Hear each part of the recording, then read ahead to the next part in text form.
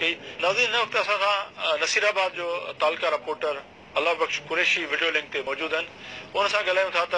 नसीराबाद वारा जा हिन सॼे आसपास वारा जेके इलाइक़ा आहिनि उते हिकु त एहसास कफ़ालत वारो जेको सेंटर क़ाइमु थियल आहिनि उन में औरतुनि जी जेका फी आहे उहा ॾाढी तमामु घणी नज़र थी अचे पई, उन SOP ते अमल नथो थिए। उन खां पोइ लॉकडाउन बि जारी आहे ऐं गॾोगॾु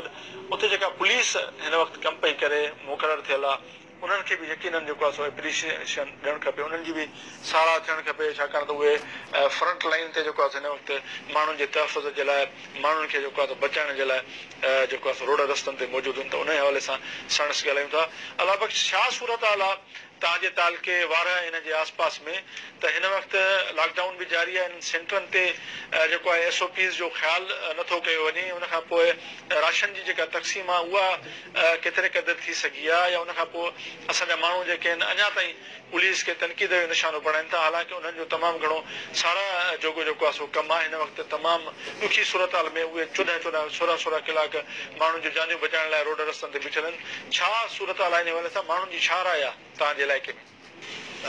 जी ज़फ़र साहब, नसीराबाद तालको ऐं वाराए तालको हिते बि लॉकडाउन जी सूरत हाल अॼु 26 ॾींहं बि जीअं जो तीअं बरक़रार आहे ऐं जेसीं ताईं पब्लिक खे रिलीफ ॾियण जो सवाल आहे, राशन ॾियण जो सवाल आहे, त सरकारी अंगनि अखरनि मूजिबि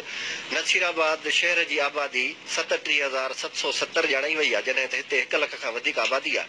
ऐं नसीराबाद में 12 तकनि में जेको राशन ॾिनो वियो आहे, फी तक में 75 माण्हुनि खे गवर्नमेंट जे तरफ़ां राशन ॾिनो पियो वञे ऐं टाउन कमेटी नसीराबाद जे तरफ़ां वरी फी तक में 80 माण्हुनि खे 1000 रुपए जो राशन ॾियणु शुरू कयो वियो आहे, जेको काफ़ी तकनि में ॾिनो वियो आहे। इन जो सिलसिलो हलंदड़ आहे। वारे में बि जेका राशन जी विर्श आहे उहा बिल्कुलु इन ई तरीक़े सां आहे, उते बि लॉकडाउन इन ई तरीक़े सां आहे। ऐं जेके एहसास किफ़ालत प्रोग्राम जा जेके हिते नसीराबाद में सेंटर आहिनि ऐं वारे में, उन्हनि में कल्ह खां जेको एहसास किफ़ालत जो असां मैसेज मोकिलियूं पिया, जंहिंजी मोट में जेकॾहिं कंहिंखे अहल करार ॾिनो वञे थो त उन्हनि खे पैसा ॾिना था वञनि। कालोके ॾींहं में रुगो नसीराबाद जे सेंटर ते 400 औरतुनि खे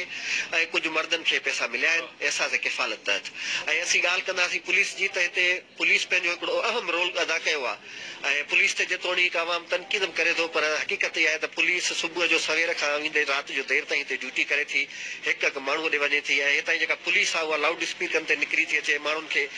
ऐलान करे चवे थी त पंहिंजे घरनि ताईं महदूद रहो, उन्हनि खे अलाह जा ऐं अलाह जे रसूल जा वास्ता बि विझनि था ऐं किन हालतुनि में मजबूरनि उन्हनि खे गिरफ़्तारियूं करणियूं पवनि थियूं, कॾहिं उन्हनि खे केस बि दाख़िल करणा पवंदा, पर उनजो सबबु इहो आहे त माण्हू 144 कलम जी भञकड़ी कनि था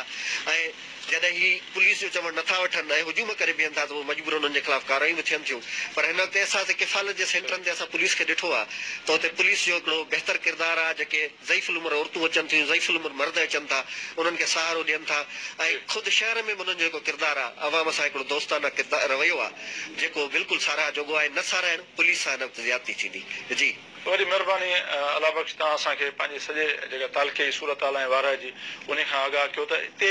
जेको आहे ज़रूरु यकीननि इन SOPs ते अमल थियणु खपे त जीअं हीअ जेका वबा आहे इहा फैलजण खां रुकिजी वञे ऐं माण्हू अञा असांजा जेके आहिनि वधीक मुतासिर न थियनि। ऐं हुन सां गॾु राशन जे हवाले सां बि यकीननि सरकार खे हाणे वधीक जेको आहे सो सोचणु खपे त जेके माण्हू रहिजी विया आहिनि उन्हनि ताईं पहुचे ऐं जेके असांजा पुलिस अहलकार आहिनि या असांजा जेके डॉक्टर्स आहिनि उन्हनि खे बि जेको आहे यकीननि साराह जो उन्हनि जो किरदारु आहे। हिन वक़्तु फ्रंट लाइन ते उहे पाण खे रिस्क में विझी करे पंहिंजा फ़राइज़ जेके आहिनि उहे सरअंजाम ॾेई रहिया आहिनि। त इहा यकीन